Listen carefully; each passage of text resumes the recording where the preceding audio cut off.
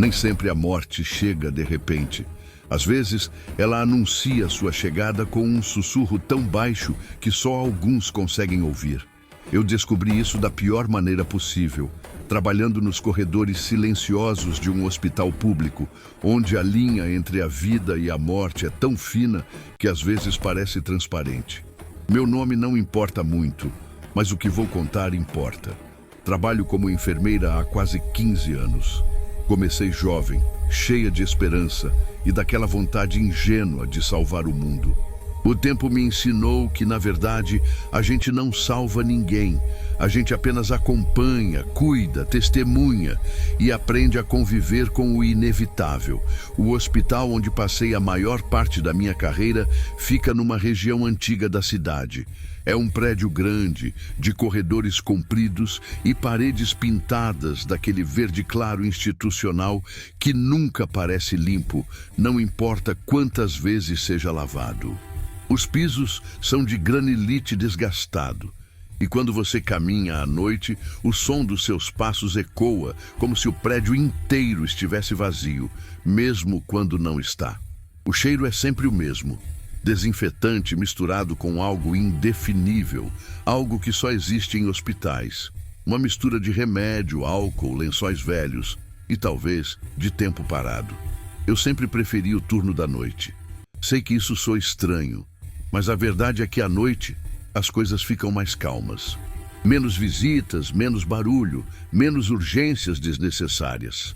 É quando os pacientes realmente precisam de você, não para procedimentos ou exames, mas para um copo d'água, uma palavra gentil, ou simplesmente para saberem que não estão sozinhos no escuro. Trabalho principalmente na ala geriátrica, cuidando de pacientes idosos com condições crônicas. Muitos deles estão ali há semanas, alguns há meses. A gente cria vínculos, mesmo tentando manter a distância profissional. A rotina é sempre parecida. Chego às 7 da noite, recebo o plantão da equipe do dia, verifico os prontuários, faço as rondas iniciais, checar sinais vitais, administrar medicamentos, trocar soros, ajustar travesseiros, anotar tudo. Tem algo reconfortante na previsibilidade desses gestos. Às 2 da madrugada, o hospital inteiro parece adormecer junto com os pacientes. É quando eu paro na sala de descanso, tomo um café requentado, olho pela janela para a cidade adormecida lá embaixo. Durante anos, foi exatamente assim. Nada de extraordinário. Alguns pacientes melhoravam e iam embora. Outros não. Faz parte do trabalho, e eu aprendi a lidar com isso da forma que a maioria dos profissionais de saúde aprende. Com um distanciamento gentil, uma compaixão controlada. Mas então algo começou a mudar. A primeira vez que senti foi numa terça-feira comum, por volta das 11 da noite. Eu estava no corredor do 3º andar, atualizando uma ficha médica no balcão de enfermagem. O corredor estava silencioso, apenas o zumbido distante do ar-condicionado e o bip ocasional de um monitor em algum quarto. De repente, senti um arrepio. Não era frio. O hospital sempre é morno demais. Mas aquele tipo de arrepio que começa na nuca e desce pela coluna. Instintivo, animal. Levantei os olhos da ficha e olhei ao redor. Tudo normal. Luzes fluorescentes piscando suavemente. Portas dos quartos semicerradas. O carrinho de medicamentos encostado na parede. Mas havia algo diferente no ar. Um silêncio mais pesado, como se o próprio prédio estivesse prendendo a respiração. Sacudi a cabeça e voltei ao trabalho. Cansaço, pensei. Fazia 3 noites seguidas de plantão. 4 horas depois, o Sr. Oliveira, do quarto 304, teve uma parada cardíaca. Tentamos reanimar, mas ele já estava frágil demais. Faleceu às 3h15 da manhã. Preenchemos os papéis, chamamos a família, seguimos o protocolo. Nada de anormal nisso. Ele tinha 86 anos e um histórico cardíaco complicado. Era esperado. Se você gosta desse tipo de relato, deixa um like antes que eu continue. É bom saber que não sou a única que sente essas coisas. Esqueci completamente daquele arrepio até a semana seguinte, quando aconteceu de novo. Dessa vez foi na quinta-feira, durante a ronda das 10. Eu estava verificando os sinais vitais da senhora Marta, uma paciente doce que sempre me chamava de filha e me contava histórias da juventude. Ela estava estável, conversando comigo sobre uma receita de bolo. No meio da conversa, senti de novo aquele arrepio, aquele peso no ar. Mas dessa vez foi diferente. Não foi só a sensação na nuca. Foi como se algo mudasse no próprio quarto. A luz pareceu ficar levemente mais fraca, embora a lâmpada continuasse acesa. O ar ficou mais denso. E tive a impressão, só por um segundo, de que havia alguém parado atrás de mim, observando. Virei-me rapidamente. Nada. Só a parede branca e o suporte de soro. "Tudo bem, filha?" A senhora Marta perguntou, percebendo minha tensão. "Tudo", menti, forçando um sorriso. "Só um calafrio." Saí do quarto dela com o coração acelerado, sem entender direito o que tinha acontecido. Tentei me concentrar nas tarefas, mas o mal-estar persistiu a noite toda. Uma sensação vaga de que algo estava errado, de que algo ruim estava prestes a acontecer. Na manhã seguinte, quando cheguei para o plantão, soube que a senhora Marta havia falecido durante a tarde. AVC hemorrágico, súbito e devastador. Ninguém esperava. Ela estava bem pela manhã, conversando, comendo, e de tarde já não estava mais ali. Foi aí que comecei a prestar atenção. Nas semanas seguintes, o padrão se repetiu. Sempre que eu sentia aquele arrepio, aquele peso inexplicável no ar, um paciente morria dentro de 12 a 24 horas. Nem sempre era alguém crítico. Às vezes eram pacientes estáveis, que deveriam ter alta em breve. Não havia lógica médica. Eu não contava para ninguém, é claro. O que eu diria? Que estava tendo premonições, que sentia a morte se aproximando? Iam pensar que eu estava estressada, precisando de férias, ou pior, que estava surtando. Então mantive em silêncio, observando, tentando entender. Comecei a anotar discretamente. Cada vez que sentia aquela presença, marcava a data, a hora, o local, e depois verificava.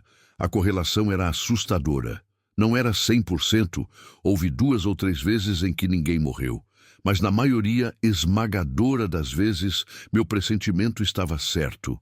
O pior era que a sensação começou a ficar mais forte, mais intensa, mais específica. Uma noite, enquanto passava pelo corredor do 2º andar, senti o arrepio de forma tão violenta que parei no meio do caminho. Meu corpo inteiro se arrepiou. Mãos, braços, até o rosto. E dessa vez tive certeza absoluta. Alguém ia morrer. E ia ser em breve. Olhei para os quartos ao redor. Quarto 203, 204, 205, 206.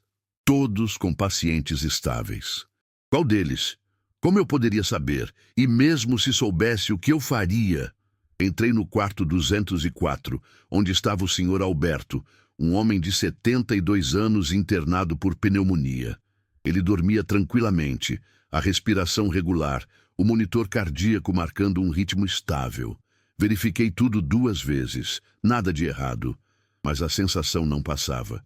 Passei a noite inteira hipervigilante, voltando àquele corredor a cada 20 minutos, checando e rechecando. Minha colega de plantão percebeu minha ansiedade. "Você tá bem? Tá parecendo nervosa." "Só um pressentimento ruim", falei sem explicar mais. Ela deu de ombros e voltou às suas tarefas, mas eu não conseguia relaxar. Cada bip de monitor fazia meu coração disparar. Cada movimento nos quartos me deixava alerta. Às 4h30 da manhã, o Sr. Alberto começou a ter dificuldades respiratórias. Foi rápido. Em 15 minutos, ele estava em parada. Tentamos de tudo, mas não conseguimos trazê-lo de volta. Embolia pulmonar, disseram depois. Imprevisível. Mas para mim, não foi imprevisível. Eu sabia. Horas antes, eu já sabia. Se quiser ouvir mais histórias como essa, se inscreve agora. Às vezes, só de contar a gente se sente menos sozinha. Aquilo começou a me consumir. Eu ficava tensa a noite inteira, esperando o arrepio, esperando a sensação. Quando ela não vinha, eu respirava aliviada. Quando vinha, entrava em pânico silencioso. Comecei a ter problemas para dormir durante o dia. Sonhava com corredores vazios, com portas se abrindo sozinhas, com sombras que se moviam nos cantos dos quartos. Pensei em pedir transferência, mudar de turno, talvez até de hospital. Mas uma parte de mim, a parte racional, ainda resistia a aceitar que aquilo era real. Tinha que ser sugestão, cansaço, esgotamento profissional. Não podia ser o que parecia ser. Até a noite em que vi. Era uma sexta-feira, quase meia-noite. Eu estava sozinha no corredor do quarto andar, o andar mais antigo do hospital, onde ficavam os quartos individuais. Tinha acabado de medicar um paciente e estava voltando para o posto quando senti, mais forte do que nunca, um frio que não vinha do ar, mas de dentro. Um peso tão grande que minhas pernas quase falharam, e então, no reflexo da janela escura ao meu lado, eu vi uma silhueta. Não era clara, não era definida. Era como se alguém estivesse parado atrás de mim, mas feito de fumaça, de sombra, de algo que não deveria ter forma. Não tinha rosto, não tinha detalhes, só presença. Congelei. Meu cérebro gritava para eu me virar, para olhar de verdade, mas meu corpo não obedecia. Fiquei ali, paralisada, olhando aquele reflexo impossível. A silhueta não se movia, apenas estava ali, observando, e então, lentamente, ela começou a se mover. Deslizou pelo corredor, sempre no reflexo da janela, sempre sem fazer som. Passou por mim e continuou, como se estivesse indo em direção a algum lugar específico. Meu corpo finalmente reagiu. Virei-me bruscamente. O corredor estava vazio, completamente vazio. Mas eu ainda sentia a presença, e agora sabia onde ela estava indo. Segui pela mesma direção, meu coração batendo tão forte que eu podia ouvir o pulso nos ouvidos. A sensação me guiava como um fio invisível. Quarto 413. A porta estava entreaberta. Entrei devagar. Lá dentro estava a senhora Helena, uma paciente que tinha dado entrada há apenas 2 dias com uma infecção urinária. Nada grave. Ela ia ter alta na segunda-feira. Estava dormindo profundamente, o rosto tranquilo. Mas o quarto estava gelado.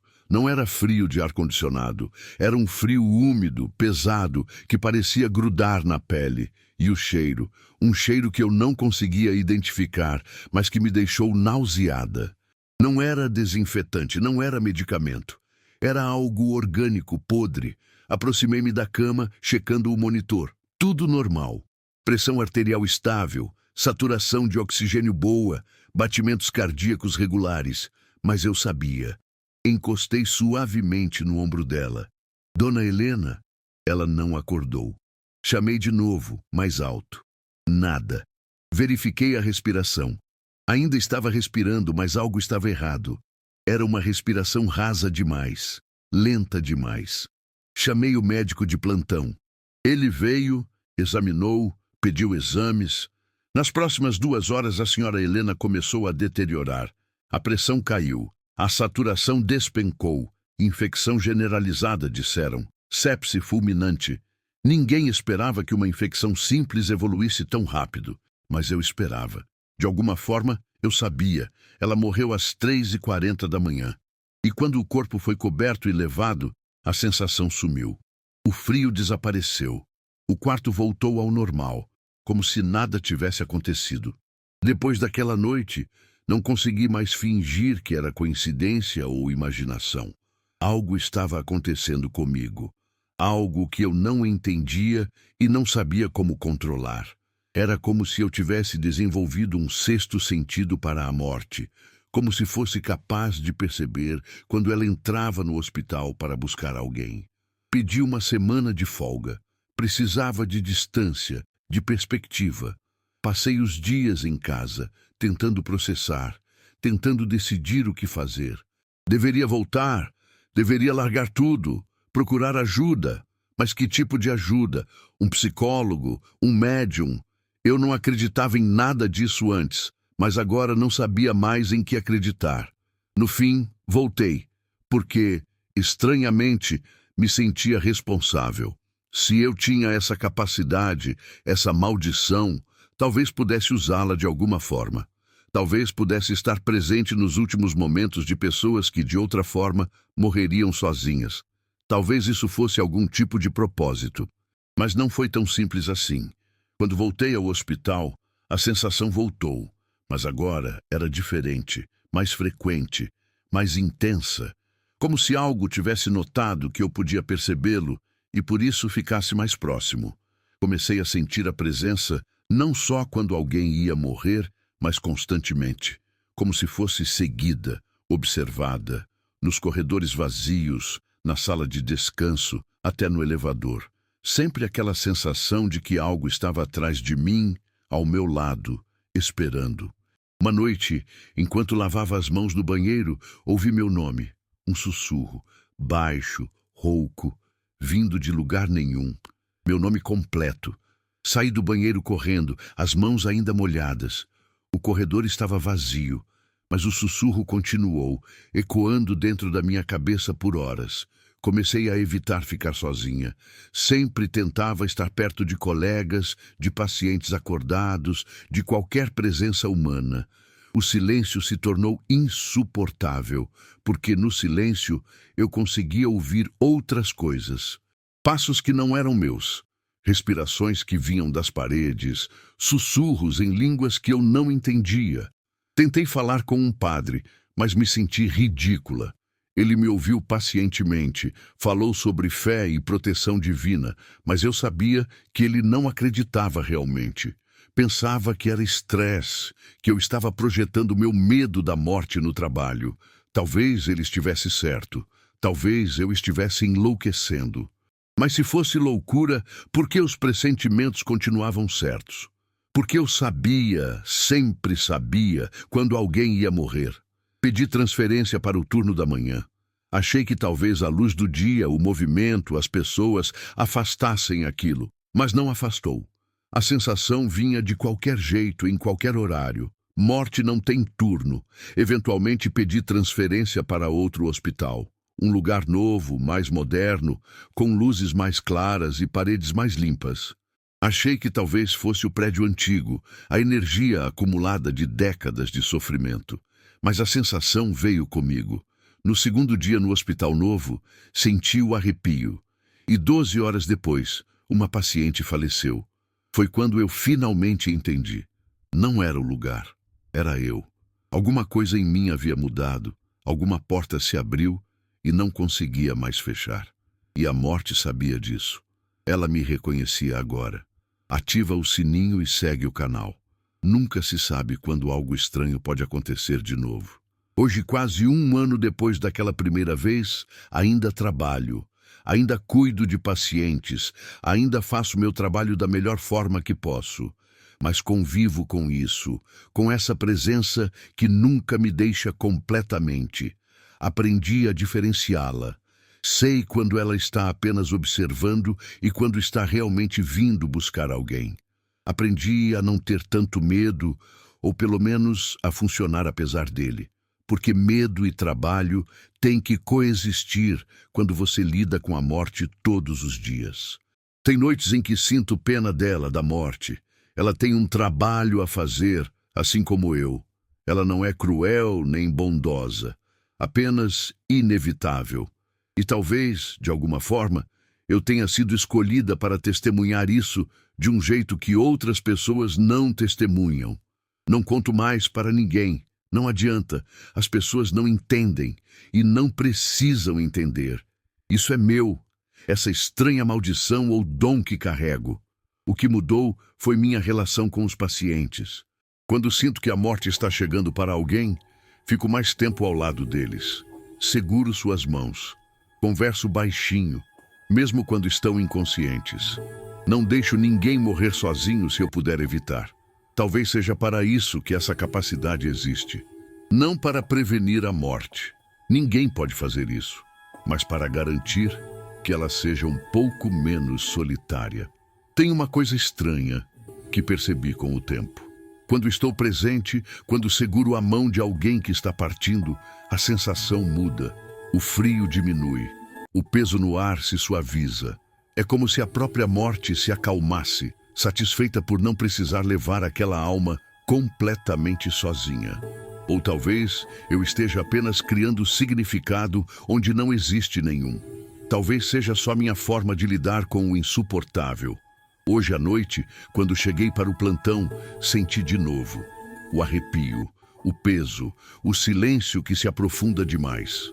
Sei que antes do amanhecer, alguém vai partir. Não sei quem ainda, mas vou descobrir.